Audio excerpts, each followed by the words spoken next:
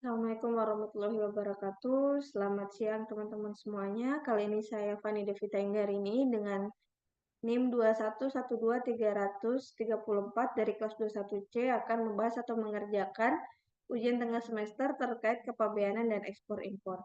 Baik, kita langsung mulai saja.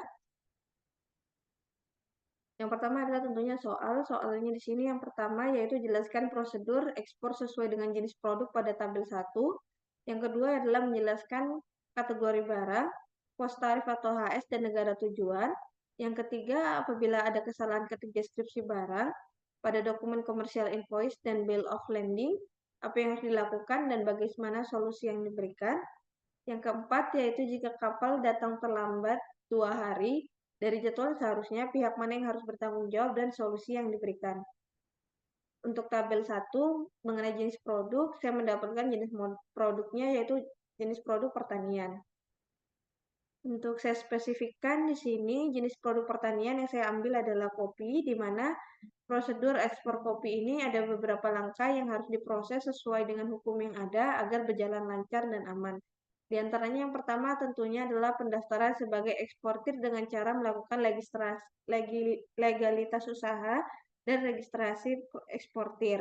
Untuk usaha sendiri, di sini contohnya pelengkapan NPWP, NIB atau nomor induk berusaha, SUP, surat izin usaha perdagangan. Dan untuk registrasi eksportir di sini, itu diurus di Kementerian Perdagangan. Yang poin kedua, yaitu terkait persiapan produk, ini kita harus memastikan mulai dari kualitas barang yang sesuai dengan standar internasional Indonesia, standar nasional Indonesia, atau standar dari negara tujuan. Kemudian kita juga harus menyiapkan sertifikasinya.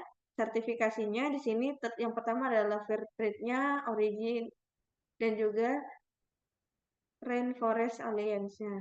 Dan yang terakhir adalah pengemasan. Kita masuk di poin ketiga, terkait dokumen yang perlu dilengkapi. Di sini ada 5 dokumen. Yang pertama adalah dokumen invoice, di mana dokumen invoice ini mengandung nilai transaksi. Yang kedua adalah packing list, yang berisi rincian barang yang akan dikirimkan. Yang ketiga adalah bill of lading, yaitu dokumen pengiriman yang dikeluarkan oleh perusahaan logistik seperti shipping line. Contoh dari shipping line sendiri adalah Pelni, MSC, dan lain sebagainya. Kemudian ada juga dari freight forwarder, dan yang terakhir adalah dari operator logistik multimoda. Poin keempat yaitu terkait Certificate of Origin. Di sini adalah sertifikat yang berasal atau memastikan keaslian dari barang tersebut guna memastikan barang tersebut asli dari Indonesia. Dan ini biasanya diterbitkan oleh Kementerian Perdagangan, Kamar Dagang dan Industri Indonesia atau Kadin Indonesia. Dan yang terakhir yaitu Pilsanitary Certificate, di mana dokumen ini adalah untuk memastikan kopi yang akan dikirim bebas dari hama penyakit yang diterbitkan oleh Kementerian Pertanian. Baik, kita masuk ke tahap selanjutnya yaitu proses pada bea cukai. Untuk proses pada bea cukai ini, tentunya kita perlu mendaftarkan yang namanya PEB atau pemberitahuan ekspor barang dan pemeriksaan barang yang akan dilakukan oleh pihak bea cukai terkait kecocokan data dan juga barang yang akan dikirimkan. Untuk poin kelima adalah pengangkutan, di mana kita perlu menentukan mode transportasi dan pengusahaan kirim yang sesuai dengan negara tujuan dan berpengalaman agar nantinya tidak terjadi kendala dan kiriman akan sampai tepat waktu dan juga aman. Untuk poin keenam adalah pengaturan pembayaran. Untuk pembayaran sendiri bisa menggunakan letter of credit atau melalui transfer bank. Yang ketujuh yaitu pemasaran dan pemenuhan persyaratan negara tujuan. Dan yang terakhir adalah pengawasan serta evaluasi. Kita masuk ke pertanyaan kedua terkait kategori barang. Kalau kopi sendiri ini masuk ke dalam komoditas hasil pertanian di bawah sektor agrikultur. Dan untuk pos tarif atau HS-nya di sini terdapat 5. Yang pertama adalah 0901.11 adalah kopi yang tidak dipanggang dan tidak menghilangkan kafein. Yang kedua yaitu 0901.12 adalah kopi yang tidak dipanggang dan sudah menghilangkan kafein. Yang ketiga adalah 0901.21, yaitu kopi yang dipanggang dan tidak menghilangkan kafein. 0901.22 adalah kopi yang dipanggang dan sudah menghilangkan kafein. Untuk yang terakhir yaitu dengan HS 2101.11 merupakan hasil kopi yang sudah diekstrak atau essence dari konsentrat kopi. Contohnya adalah kopi instan. Kita masuk ke negara tujuan.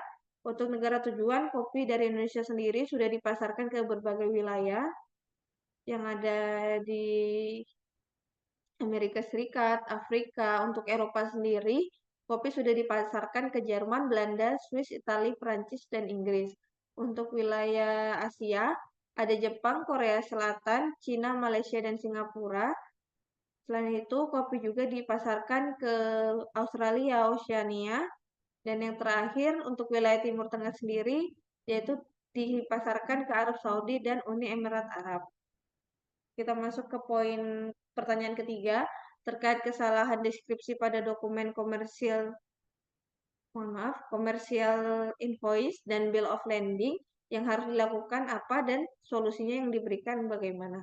Hal ini tentunya akan menyebabkan keterlambatan pengiriman, kendala pada proses pabean, dan menimbulkan perselisihan antar pembeli dan juga pengirim. Maka dari itu, langkah yang harus dilakukan untuk menyelesaikan masalah tersebut adalah yang pertama tentunya perlu mengidentifikasi kesalahan. Yang kedua adalah komunikasi dengan pihak terkait. Yang ketiga adalah revisi dokumen. Untuk komersial invoice sendiri, ini kita dapat merevisi dengan menghubungi pihak yang bertanggung jawab dalam penerbitannya. Biasanya itu diminta agar dokumen direvisi sesuai informasi yang benar. Kemudian untuk bill of lading, penyelesaiannya adalah menghubungi perusahaan pelayaran atau agen logistik untuk mengajukan permohonan amandemen untuk memastikan dan menyetujui oleh semua pihak yang terlibat terkait perbaruan data tersebut. Poin keempat terkait dokumentasi perubahan, dan poin kelima yaitu terkait koordinasi dengan otoritas kepabeanan. Dan yang terakhir yaitu tentunya kita perlu mengirimkan ulang data yang sudah sesuai dengan isi dari kiriman tersebut. Kita masuk ke bagian solusi. Untuk solusi di sini yang pertama adalah peningkatan sistem dan prosedur seperti adanya validasi ganda yang dilakukan. Kemudian untuk yang kedua adalah pelatihan dan kesadaran dari stafnya masing-masing. Dan yang ketiga adalah kontrak dengan perusahaan jasa pengurusan transportasi atau freight forwarder. Dan yang terakhir yaitu melakukan review berkala dari dokumen yang akan digunakan atau dikirimkan.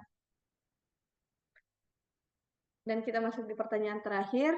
Poin keempat yaitu apabila kapal terlambat datang 2 hari dari jadwal seharusnya, pihak mana yang harus bertanggung jawab dan berikan solusinya.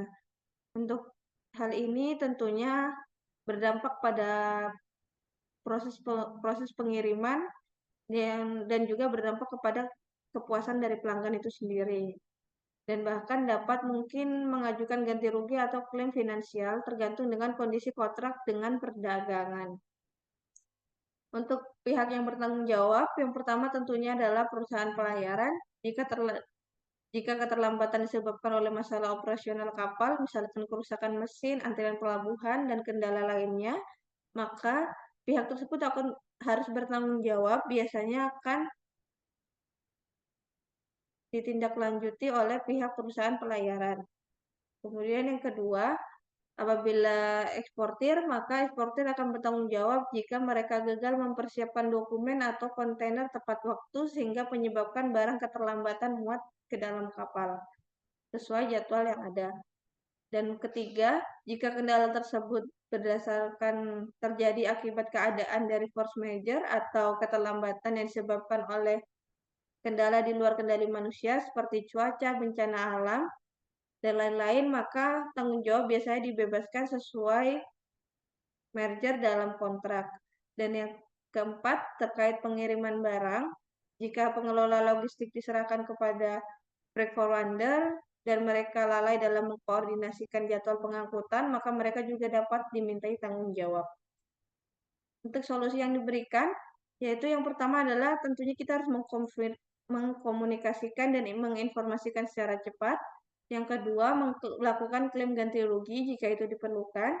Yang ketiga adalah merevisi perencana pengiriman.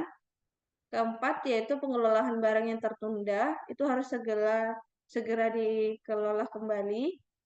Maksudnya untuk menjaga kualitas dan keamanan dari barang tersebut. Yang kelima, yaitu negosiasi ulang. Dan yang terakhir adalah pencegahan di masa mendatang untuk kiriman selanjutnya. Baik, mungkin itu saja dari saya. Kurang lebihnya mohon maaf. Assalamualaikum warahmatullahi wabarakatuh.